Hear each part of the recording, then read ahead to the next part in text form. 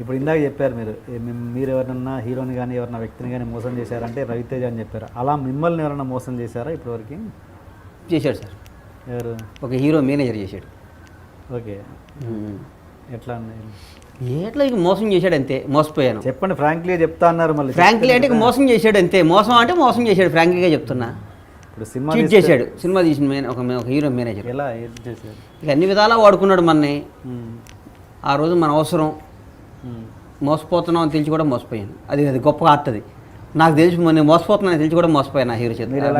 తెలిసి మోసం చేస్తున్నా అన్నట్టు నేను ఇప్పుడు రవితేజని తెలిసి మోసం చేసా చూడండి. అలాగే రవితేజ అనేవాడిని పాపం, రవితేజ అనేవాడిని చెప్పండి.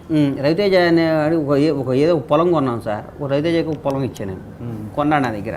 పాపం ఆయన ప్రేమగా కొనుక్కున్నాడు పొలం. ఆ పొలాన్ని కింద నాది ఇంకో 30 ఎకరాల పొలం ఉంది.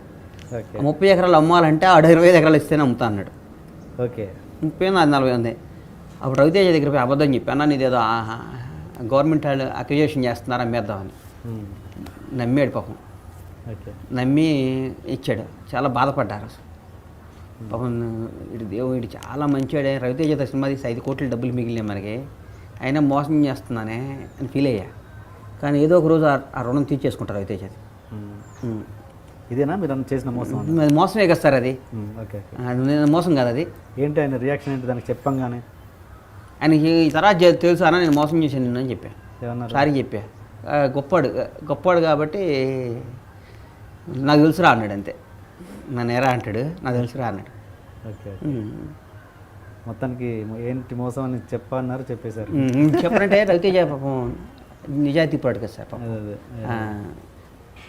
ఆయనతో ఉన్న మీకు రిలేషన్ ఏంటి? ఆయన క్యారెక్టర్ గురించి ఆయన మీ రిలేషన్ చెప్పండి. అంటే కష్టపడి పైకి వచ్చిన 100% చిరంజీవి తర్వాత 100% ఈ రోజుకి కూడా డబ్బు విలువ తెలుసు నాకు. డబ్బుని ఇష్టపడేవాళ్ళు అంటే నాకు మోజు సార్ బాగా. డబ్బుని రెస్పెక్ట్ ఇచ్చేవాళ్ళు అంటే ఒక ఫ్యామిలీ, ఒక భార్య, ఒక పిల్లలు, ఒక అమ్మ, ఒక నాయన, వీళ్ళందరూ ఇట్లా ప్రేమగా చూసేవాళ్ళు అంటే నాకు ఇష్టం బాగా. అట్లా ఇండస్ట్రీలో చాలా తక్కువ మంది ఉండేది. ఒక ఫ్యామిలీ అంటే ఒక రవితేజ కది విపరీతంగా ఉంటాయి. వాళ్ళ అమ్మ నాన్నని, వాళ్ళ ఫ్యామిలీని బాగా చూస్తాడు. మేము ఆర్భాటాలు పోం సార్. మేము ఇన్ని చేసినా మేము ఆర్భాటాలు పోయి మా ఫ్యామిలీని బయటకు తీసి అట్లా చెయ్యం. మేము మా స్టైల్ అది, బేసిక్గా మా స్టైల్ అది. మేము ఎక్కడికి మా ఫ్యామిలీతో మేము బయటికి రాం. మా పక్కా పల్లెటూరు కల్చర్ మాది. ఇంకా అంటే అలా వెళ్ళే వాళ్ళు తప్పనా మీ ఉద్దేశం? తప్పని నేను అన్ను, మాకు అలవాటు రాలా. ఇంకా నేను తప్పని నేను ఎందుకంటా సార్, మేము అంత పెరగలేదు అనుకుంటా నేను. మాది ఇంకా అంత స్థాయి కాదేమో అని ఫీల్ అవుతాను నేను. నేను ఒకటి తప్పు ఒప్పులు చెప్తాను నేనే ఉంటాను సార్. బండ్ల గణేష్ మా వాళ్ళు అడిగితే అది రవితేజ వే ఆఫ్ లివింగ్. అదే భద్రత. రవితేజ ఏ స్కూటర్ మీద మోటార్ సైకిల్ మీద తిరిగే రవితేజ దగ్గర నుంచి ఇలా బెంజ్ కార్లో తిరిగే రవితేజ దాకా, ఇలా 100 కోట్లకు అధిపతి అయిన రవితేజ దాకా నాకు తెలుసు. ఇద్దరం కలిసి ఒక మెస్లో భోజనం చేసిన రవితేజ దగ్గర నుంచి నాకు తెలుసు. ఒక మంచి ఇన్సిడెంట్ని షేర్ చేసుకోండి మీ ఇద్దరు. ముందు నుంచి మేము చిన్న చిన్న వేషాలు వేసేటప్పుడు మనసు ఇచ్చి చూడు, మనసులో మాట, సింధూరం సినిమాలో కూడా నేను 4 రోజుల పోయి తర్వాత వచ్చాను అనుకో షూటింగ్కి వెళ్ళి. ఎన్ని తెలుసు నాకు. ఎందుకు వచ్చారు? అప్పుడు ఇది ఈవి సత్యనారాయణ గారి సినిమా వేషం వచ్చింది. నేను ప్రేమిస్తున్నాను సినిమా. ఈవిగా దాంట్లో పెద్ద వేషం లైఫ్ వస్తుందని వచ్చాను. ఏది? జడి చక్రవర్తి సినిమా. జడి చక్రవర్తి.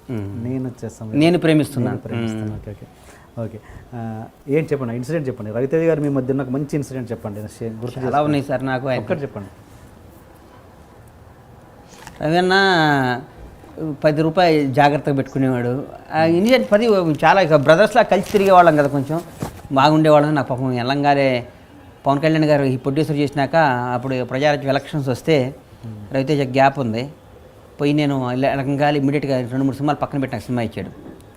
ఆ సినిమా జస్ట్ యావరేజ్ అయినా నాకు 5 కోట్లు మిగిలినాయి. 110 రోజులు సినిమా రిలీజ్ చేశా. ఆంజనేయులు. పాపం మా డైరెక్టర్ కానీ కిక్ అనిపించింది. అది అమ్మ సినిమా అంటే ఈజీ అనిపించింది నాకు. ఫస్ట్ ఎదురు దెబ్బ తగిలితే భయపడతాం కదా సార్, నాకు ఎదురు దెబ్బ తగల ఫస్ట్. కొంత మీరు స్టార్ డైరెక్టర్లు వెంబడి పదే బదులు కొంతమంది విషయం ఉండి పాపం వెనకబడిపోతుంటారు, లైక్ పరశురాము. అలాంటి వాళ్ళని మళ్ళీ ఎందుకు లిఫ్ట్ ఇవ్వాలి? నేను ఇస్తాను. బుజ్జికి సినిమా చేస్తానంటే అది గీతాడు సినిమా ఉంది అన్న చేస్తాడు. అది టాలెంట్ ఉంది సార్. అదే నేను ఇక నుంచి కొత్త రైటర్లు పరిచయం చేస్తానని చెప్తున్నాను మీకు. చూస్తున్న మన ఐ డ్రీమ్ వాళ్ళ ప్రేక్షకుల సాక్షిగా, టీఎన్ఆర్ సాక్షిగా అందరికి చెప్తున్నా, కొత్త డైరెక్టర్ని పరిచయం చేస్తా, చిన్న సినిమాలు తీస్తా, వెల్ గుడ్. డౌటే లేదు ఇది. కొత్త నా మీద నా కనీసం నా బ్యానర్లో 10 మంది కొత్త డైరెక్టర్లు వస్తారు కనీసం. 10 మంది కొత్త డైరెక్టర్కి లైఫ్ ఇస్తాను నేను. కొత్త వాళ్ళని డిజాస్టర్ సినిమాలు తీసిన వాళ్ళు కూడా మంచి కథ తీస్తే సినిమా చేస్తా. ఫిక్స్ అయిపోయా. ఎంత లో బడ్జెట్ అంటే 1 crore లో? బడ్జెట్ ఏముందో సార్, 1 crore అటు దీని 10 కోట్లు మినిమంతో తీస్తా సినిమా. 1 కోటి 50 లక్షలతో నేను సినిమా తీయ. ఓకే. నాకు ఆనం 10 కోట్లతో సినిమా తీస్తా మినిమం. కొత్త వాళ్ళతో అది వర్కౌట్ కాదుగా. వర్కౌట్ రిలీజ్ అయినా చేస్తా. ఓకే సార్ నేను సినిమా చేస్తే ఆడియో ఫంక్షన్ నుంచి సినిమాని పైకి ఎట్లా లేపాలి నాకు బాగా తెలుసు సార్.